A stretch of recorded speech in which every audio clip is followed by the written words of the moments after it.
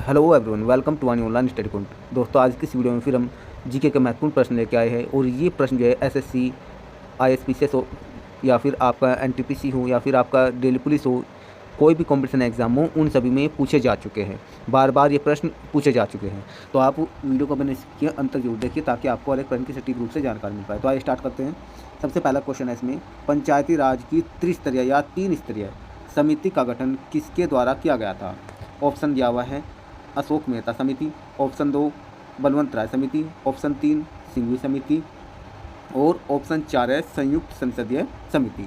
तो इसमें हम आपको बता दें, पंचायत राज की त्रिस्तरीय जो समिति है उसका गठन बलवंत राय समिति के द्वारा किया गया था और इसका प्रस्ताव 1957 में हुआ था, लेकिन लागू हुई थी 1959 में और राजस्थान के नागौर जिले में सबसे पहले लागू हुई थी। ये भी आपको ध्यान रखना है।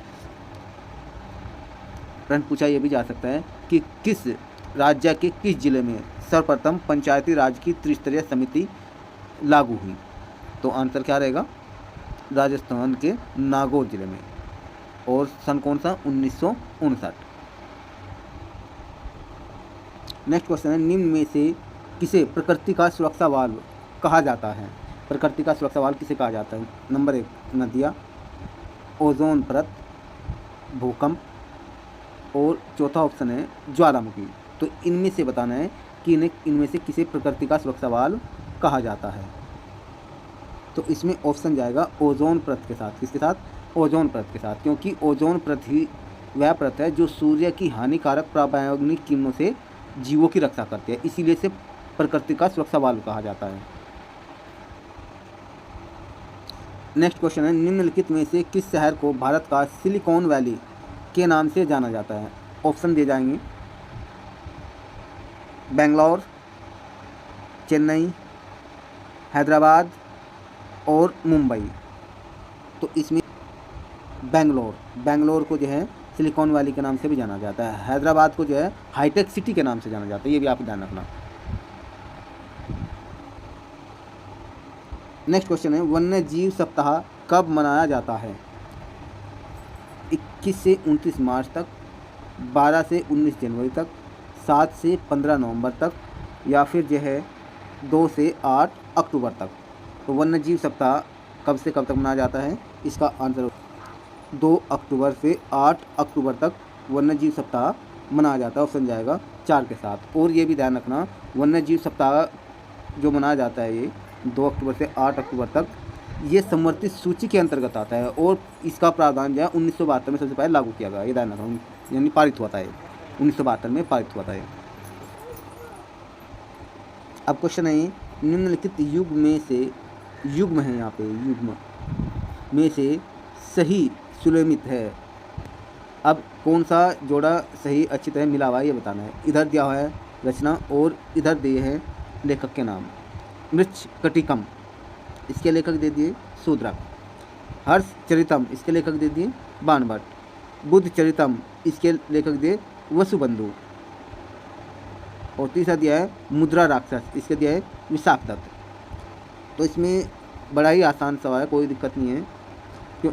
मृच्छकटिकम शूद्रक ने लिखा है, हर्ष चरितम ये बाणभट्ट ने लिखा है, मुद्रा राक्षस ये विशाख दत्त ने लिखी है, लेकिन बुद्ध चरितम जो है ये अश्व घोष ने लिखा है। किसने लिखा है? अश्व घोष ने। तो इसलिए यही गलत है, बाकी सब ठीक है।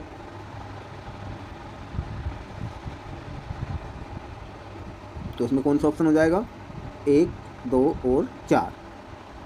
ए ऑप्शन हो जाएगा सही।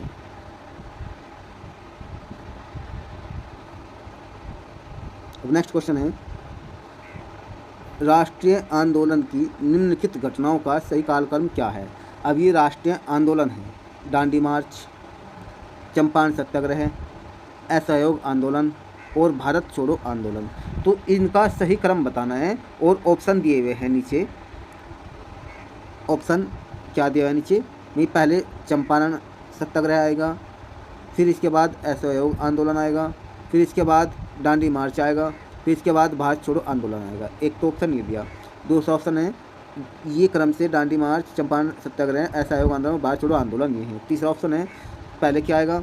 चंपारण सत्याग्रह, फिर दांडी मार्च, फिर भारत छोड़ो आंदोलन, फिर असहयोग आंदोलन। और चौथा ऑप्शन है पहले असहयोग आंदोलन आएगा, फिर चंपारण सत्याग्रह आएगा, फिर भारत छोड़ो आंदोलन आएगा और फिर दांडी मार्च आएगा। तो उनमें सबसे पहले किसका क्रम है ये बताना है। तो इनका सही क्रम हो जाएगा ए ऑप्शन, क्योंकि चंपारण जो सत्याग्रह है ये हुआ था 1917 में और असहयोग आंदोलन हुआ था 1920 में और दांडी मार्च हुआ था 1930 में 1930 में और आपका भारत छोड़ो आंदोलन हुआ 1942 में। तो ये इनका सही क्रम रहा।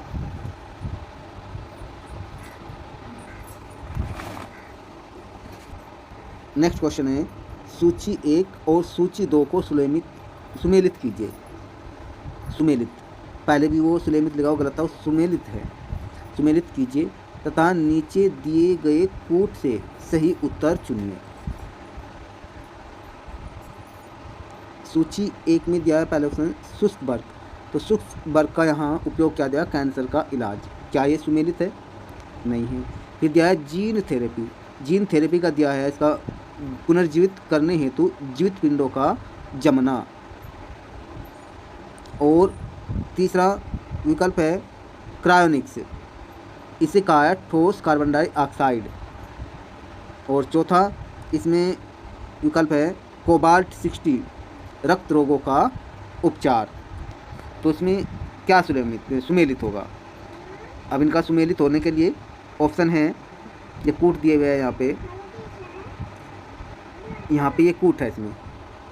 अब कूट में क्या है, पहला जो है ए का पहला, बी का दूसरा, सी का तीसरा, डी का चौथा, या बी का चौथा, ए का चौथा, बी का तीसरा, सी का दूसरा, डी का पहला, या सी का क्या है, सी तीसरा विकल्प ए का तीसरा, बी का चौथा है, सी का दूसरा है, डी का पहला है, या फिर चौथा विकल्प में ए का दूसरा है, बी का पहला है, सी का चौथा है, डी का तीसरा है। तो आइए इसका आंसर आइए जान लेते हैं। तो शुष्क जो बर्फ़ है वो जाना जाता है ठोस कार्बन डाइऑक्साइड को, अर्थात ए का तो तीसरा हो गया। फिर है जीन थेरेपी, जीन थेरेपी का जो उपयोग है वो किया जाता है कहाँ, रक्त रोगों का उपचार के लिए। ठीक है, ये जीन थेरेपी का हो गया। फिर है तीसरा क्रायोनिक्स, क्रायोनिक्स में जो है ये उपयोग किया जाता है, इसमें उपयोग किया जाता है पुनर्जीवित करने हेतु जीवित पिंडों का जमना, क्रायोनिक्स को। फिर नेक्स्ट जो है दिया हुआ है कोबाल्ट 60, कोबाल्ट 60 का प्रयोग कहीं में किया जाएगा कैंसर का उपचार। तो ये इनके सही आंसर है। नेक्स्ट क्वेश्चन है सू नहर जोड़ती है, सू नहर जोड़ती है, तो ये बताना है सू नहर किसे जोड़ती है। अब ऑप्शन दिए हुए हैं तुरान और ओंटारिया को,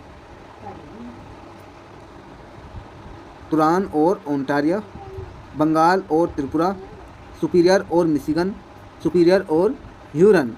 तो इनमें से बताना है कौन सा। तो सू नहर जो है ये जोड़ती है सुपीरियर और ह्यूरन को जोड़ती है सू नहर। नेक्स्ट क्वेश्चन है जापान का विशालतम द्वीप कौन सा है। तो जापान का विशालतम द्वीप कौन सा है? ऑप्शन दिया है होदोरी, शिकाकू, क्यून्सो या होन्सू, हेकेडो।